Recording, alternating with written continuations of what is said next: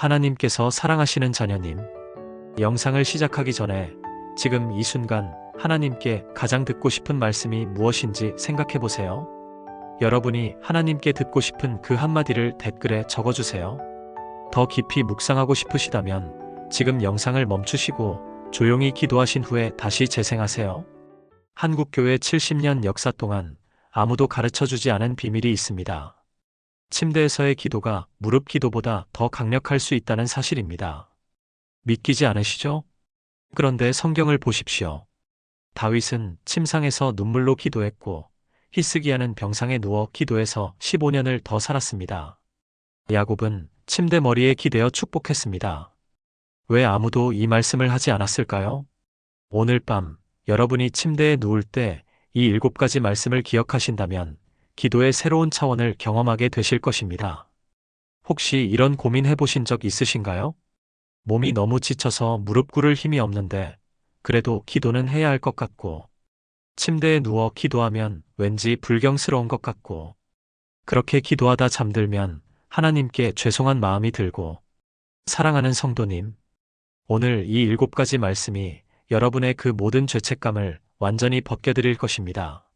하나님은 우리의 자세가 아니라 마음을 보시는 분이십니다.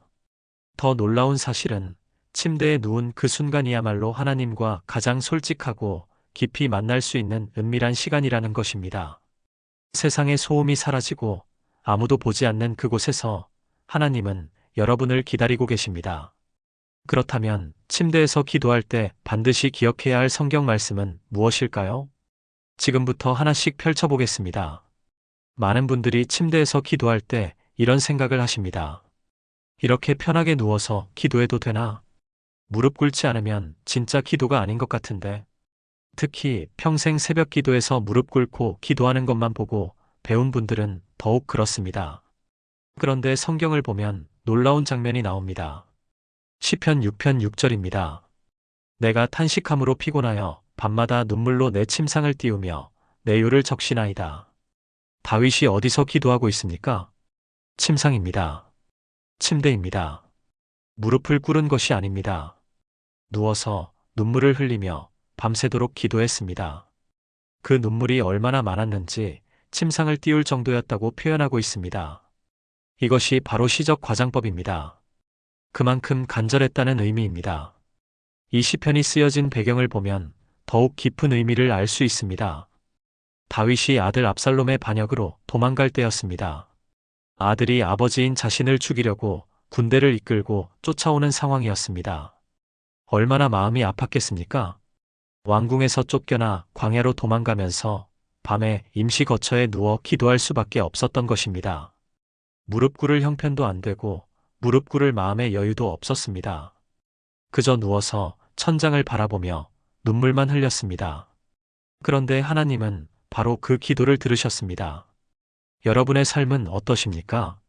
낮 동안 직장에서, 가정에서, 교회에서 온갖 수고를 다하고 밤에 침대에 누웠을 때 무릎 꿇을 기력도 없고 긴 기도를 할 힘도 없을 때가 있습니다. 그냥 누워서 천장을 바라보며 한숨만 나올 때가 있지 않습니까? 바로 그 순간이 다윗과 똑같은 순간입니다. 하나님은 그 한숨을, 그 눈물을, 그 침묵까지도 기도로 받으십니다. 실제로 작년에 만난 박미숙 집사님의 간증입니다. 남편이 사업 실패로 3억 원의 빚을 지게 되었습니다. 밤마다 침대에 누워 눈물만 흘렸다고 합니다. 기도 제목도 정리가 안 되고 그냥 하나님만 부르며 울었다고 합니다. 그런데 6개월 후 놀라운 일이 일어났습니다. 뜻하지 않은 곳에서 도움의 손길이 왔고 빚을 갚을 길이 열렸습니다. 집사님은 고백했습니다. 제가 드린 기도는 침대에서 흘린 눈물뿐이었는데 하나님은 그것을 기도로 받아주셨어요. 사랑하는 성도님, 오늘 밤 침대에 누워 기도할 때 이것을 기억하십시오. 다윗도 침상에서 기도했습니다. 그리고 하나님은 그 기도를 들으셨습니다. 여러분의 침대는 기도의 제단입니다. 무릎을 꿇지 않아도 괜찮습니다. 중요한 것은 하나님을 향한 여러분의 간절한 마음입니다.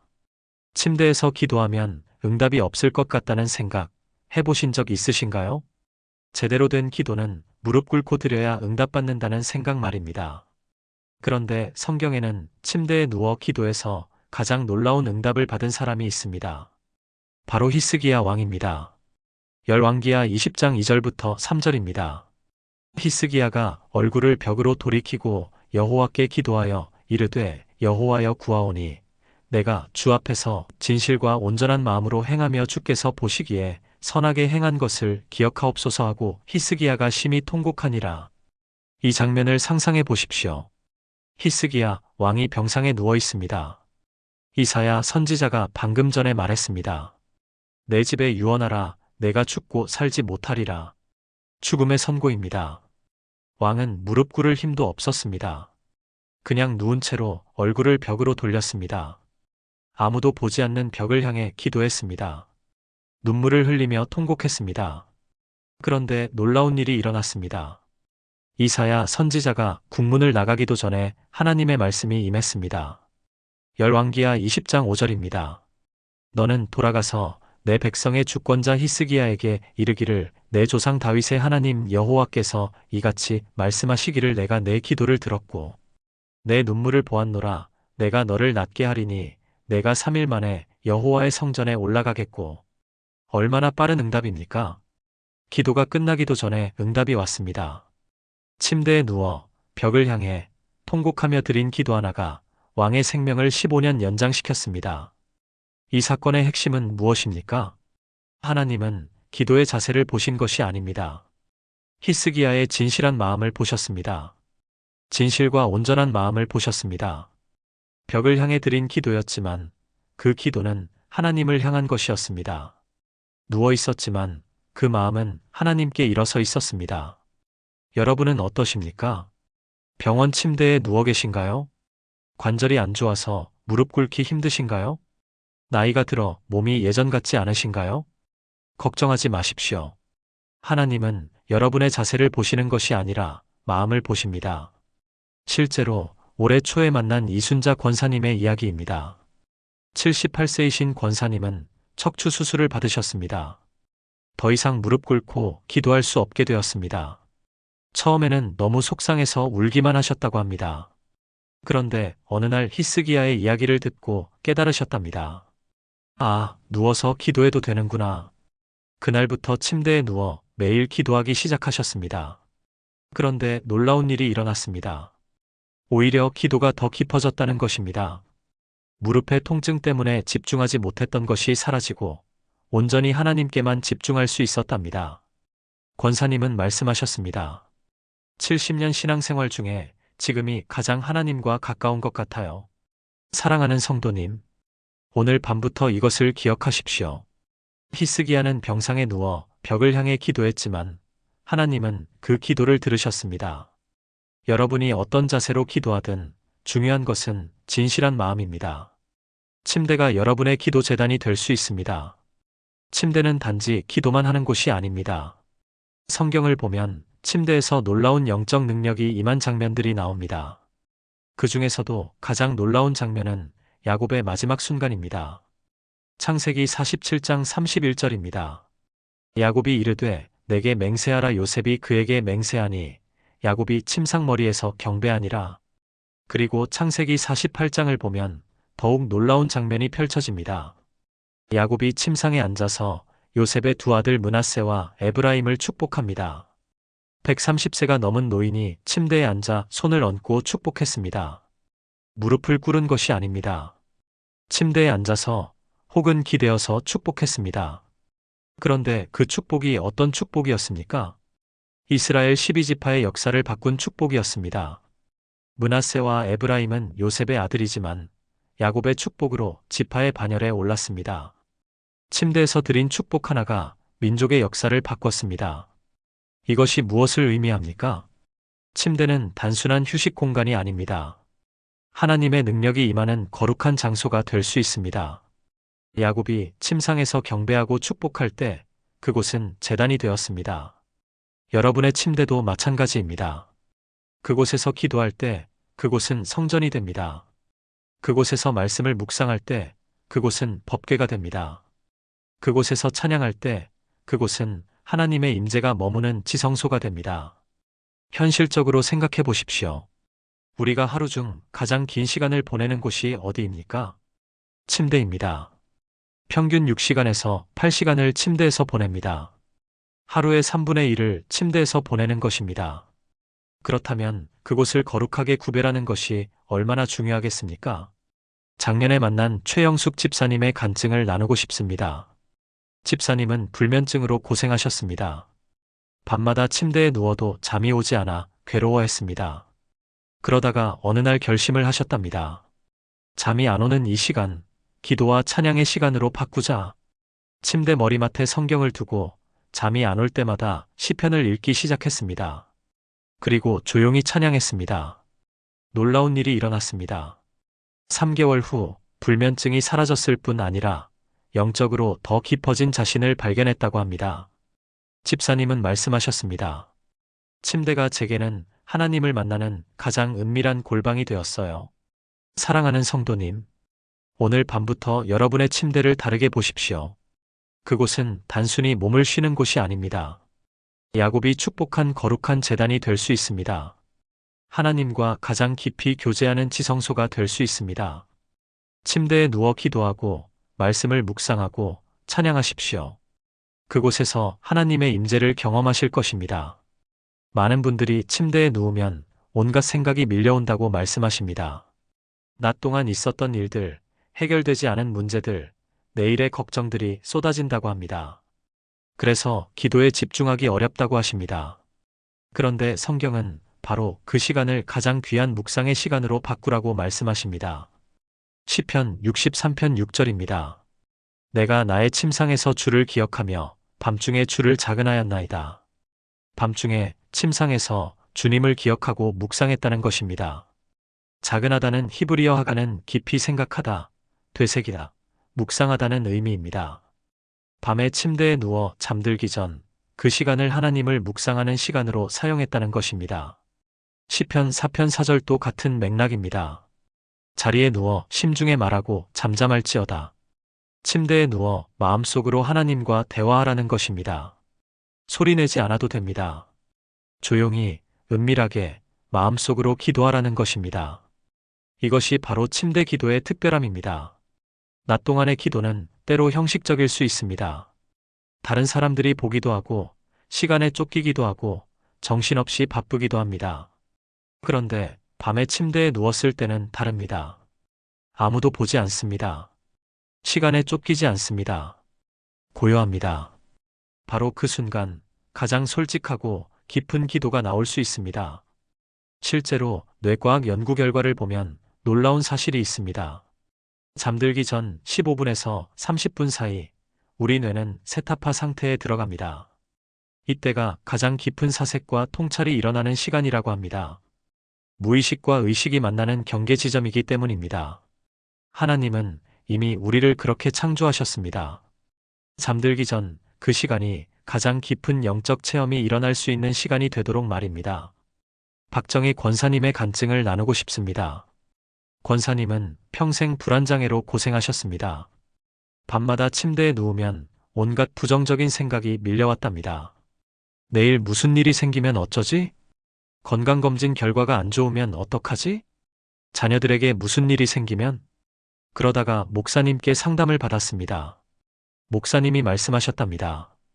권사님, 침대에 누워서 그 시간에 시편 23편을 천천히 묵상해 보세요.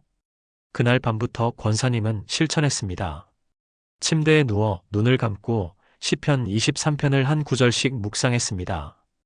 여호와는 나의 목자시니 천천히 한 단어 한 단어 씹으며 묵상했습니다.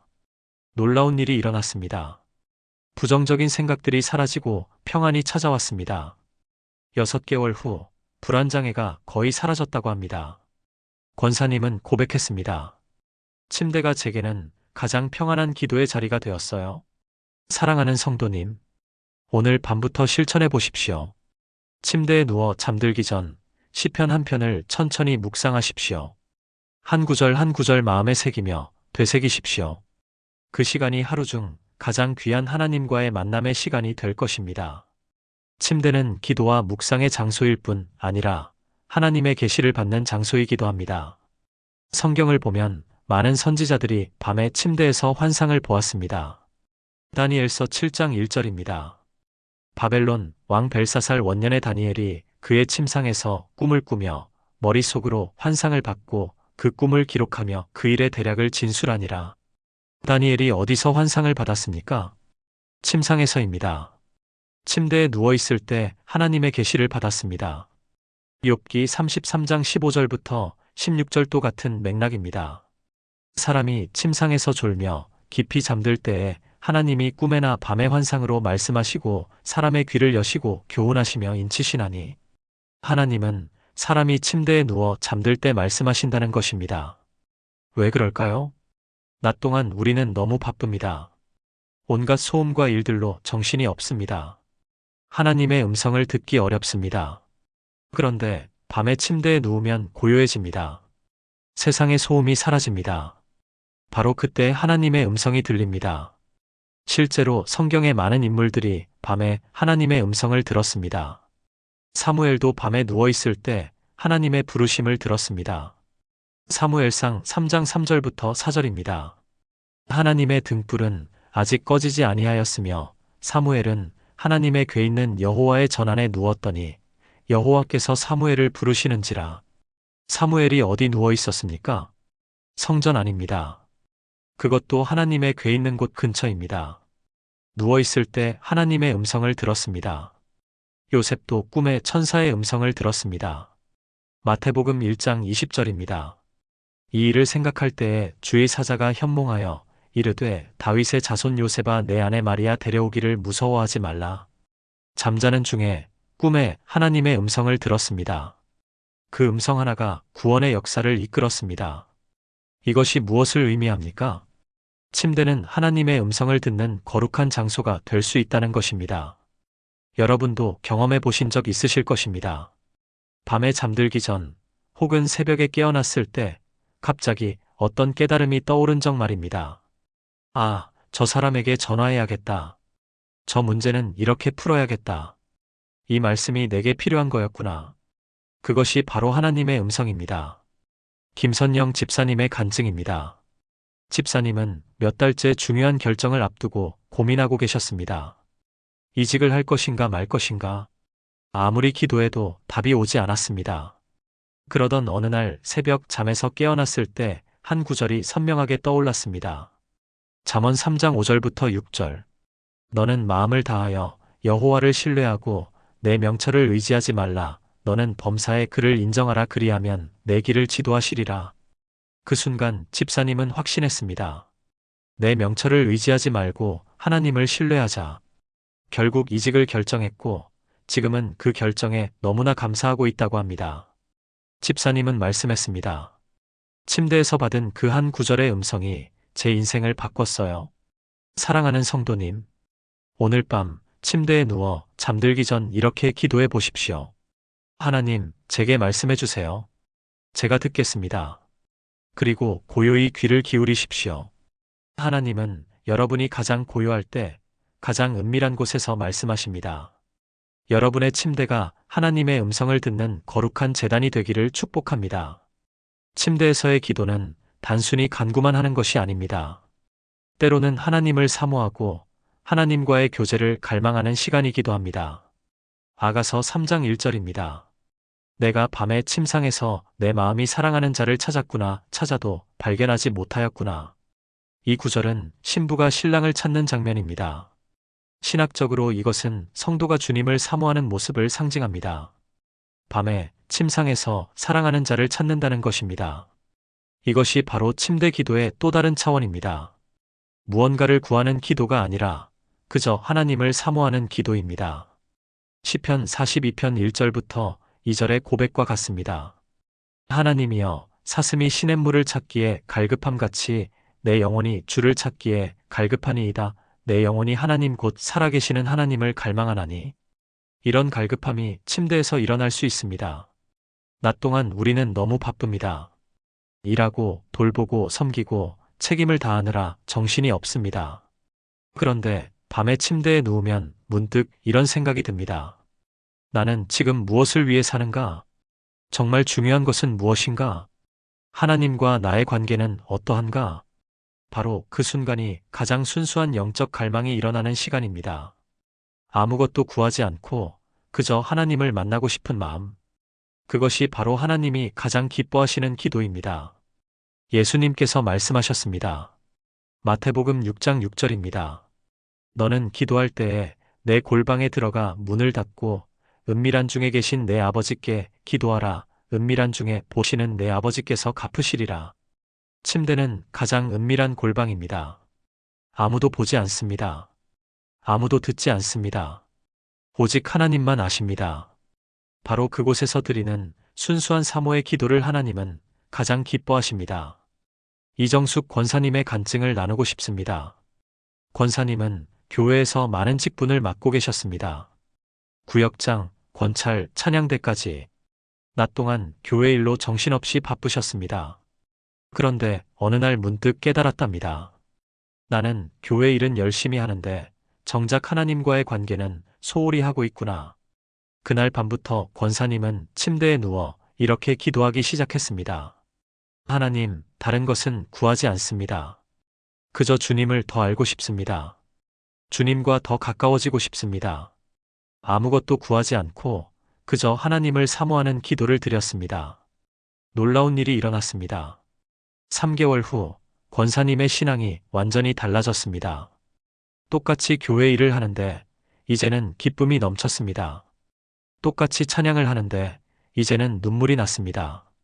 똑같이 기도하는데 이제는 하나님의 임재가 느껴졌습니다. 권사님은 고백했습니다. 침대에서 드린 그 순수한 사모의 기도가 제 신앙을 완전히 바꿨어요. 사랑하는 성도님, 오늘 밤 침대에 누워 아무것도 구하지 마십시오. 그냥 이렇게 기도해 보십시오. 하나님, 저는 그저 주님이 좋습니다. 주님을 사랑합니다. 주님과 함께 있고 싶습니다. 그 순수한 고백 하나가 하나님의 마음을 움직입니다. 여러분의 침대가 하나님을 사모하는 거룩한 제단이 되기를 축복합니다. 마지막 7번째 말씀입니다. 침대 기도는 때로 가장 깊고 지속적인 중보기도의 자리가 되기도 합니다. 사도 바울의 고백을 보십시오. 디모데후서 1장 3절입니다. 내가 밤낮 간구하는 가운데 쉬지 않고 너를 생각하여. 바울이 언제 디모데를 위해 기도했습니까? 밤낮으로 쉬지 않고 기도했습니다. 밤에도 기도했다는 것입니다. 감옥에 갇혀있던 바울이 밤에 어떻게 기도했겠습니까? 당연히 누워서 혹은 벽에 기대어 기도했을 것입니다. 사도행전 16장 25절도 보십시오. 밤중쯤 되어 바울과 실라가 기도하고 하나님을 찬송함에 죄수들이 듣더라. 밤중에 감옥에서 기도하고 찬송했습니다. 어떤 자세로 했겠습니까? 갇혀있는 상황에서 편하게 기도하고 찬송했을 것입니다. 그런데 그 기도와 찬송이 어떤 결과를 가져왔습니까? 지진이 일어나고 감옥 문이 열리고 간수가 구원을 받았습니다. 한밤중에 감옥에서 편한 자세로 드린 기도가 기적을 일으켰습니다. 이것이 우리에게 주는 교훈은 무엇입니까? 침대에서의 기도는 나 자신을 위한 기도뿐 아니라 다른 사람을 위한 중보기도의 시간이 될 수 있다는 것입니다. 밤에 잠들기 전 침대에 누워 가족을 위해 기도하십시오. 교회를 위해 기도하십시오. 나라와 민족을 위해 기도하십시오. 아픈 이웃을 위해 기도하십시오. 그 기도가 쌓여서 하늘의 향으로 올라갑니다. 요한계시록 5장 8절입니다. 그 두루마리를 취하심에 네 생물과 24장로들이 그 어린 양 앞에 엎드려 각각 검은 고와 향이 가득한 금 대접을 가졌으니 이 향은 성도의 기도들이라. 성도의 기도가 향으로 쌓인다는 것입니다. 여러분이 침대에서 드리는 그 한마디 기도도 하늘의 금 대접에 담깁니다. 결코 헛되지 않습니다. 반드시 응답으로 돌아옵니다. 강명희 집사님의 간증입니다. 집사님의 아들이 방황하고 있었습니다. 대학을 중퇴하고 집을 나가 연락도 끊었습니다. 집사님은 매일 밤 침대에 누워 아들을 위해 기도했습니다. 눈물로 기도했습니다. 3년이 지났습니다. 아무 소식이 없었습니다. 그래도 집사님은 포기하지 않고 매일 밤 침대에서 기도했습니다. 그러던 어느 날 아들이 돌아왔습니다. 완전히 변화된 모습으로 돌아왔습니다. 아들이 말했습니다. 엄마, 제가 방황할 때마다 엄마가 저를 위해 기도하는 모습이 계속 떠올랐어요. 그게 저를 다시 돌아오게 했어요. 집사님은 고백했습니다. 침대에서 흘린 눈물 기도가 아들을 돌아오게 했어요. 사랑하는 성도님, 오늘 밤부터 침대를 중보기도의 제단으로 삼으십시오. 잠들기 전 10분만 다른 사람을 위해 기도하십시오. 가족, 이웃, 교회, 나라를 위해 기도하십시오. 그 기도가 쌓여서 놀라운 응답으로 돌아올 것입니다. 여러분의 침대가 세상을 변화시키는 중보기도의 제단이 되기를 축복합니다. 지금까지 침대에 누워 기도할 때 반드시 기억해야 할 7가지 성경 말씀을 나누었습니다. 첫째, 다윗처럼 침상에서 눈물로 기도해도 됩니다. 둘째, 히스기야처럼 병상에서 벽을 향해 기도해도 하나님은 들으십니다. 셋째, 야곱처럼 침대가 축복과 경배의 제단이 될 수 있습니다. 넷째, 시편 기자처럼 밤중에 침상에서 주님을 묵상할 수 있습니다. 다섯째, 다니엘처럼 침상에서 하나님의 음성과 계시를 들을 수 있습니다. 여섯째, 아가서처럼 침상에서 주님을 사모하는 순수한 기도를 드릴 수 있습니다. 일곱째, 바울처럼 침대에서 밤낮으로 중보기도를 드릴 수 있습니다. 사랑하는 성도님, 오늘 밤부터 여러분의 침대를 다르게 보시기 바랍니다. 그곳은 단순히 잠자는 곳이 아닙니다. 하나님을 만나는 거룩한 제단입니다. 기도하는 성전입니다. 축복이 임하는 지성소입니다. 무릎을 꿇지 않아도 괜찮습니다. 누워서 기도해도 괜찮습니다. 중요한 것은 여러분의 진실한 마음입니다. 하나님은 자세를 보시는 것이 아니라 마음을 보십니다. 오늘 이 말씀이 여러분에게 자유를 주기를 바랍니다. 더 이상 침대 기도에 대해 죄책감을 느끼지 마십시오. 오히려 그곳을 가장 은밀하고 거룩한 기도의 자리로 삼으십시오. 이 영상이 도움이 되셨다면 좋아요를 눌러주시고 아래 댓글에 아멘이라고 남겨주세요. 그리고 주변에 이 말씀이 필요한 분들과 함께 나눠주시기 바랍니다. 구독과 알림 설정도 부탁드립니다. 사랑하는 성도님, 오늘 밤 침대에 누우실 때 이 7가지 말씀을 기억하시기 바랍니다. 그리고 자유롭게, 편안하게 하나님께 나아가시기 바랍니다. 하나님은 여러분을 사랑하십니다. 여러분이 어떤 자세로 기도하든 하나님은 여러분의 기도를 들으십니다. 오늘 하루도 하나님의 은혜와 평강이 여러분과 함께 하시기를 축복합니다. 침대에서 드리는 여러분의 기도가 하늘의 향으로 올라가기를 축복합니다. 주님의 이름으로 축복합니다.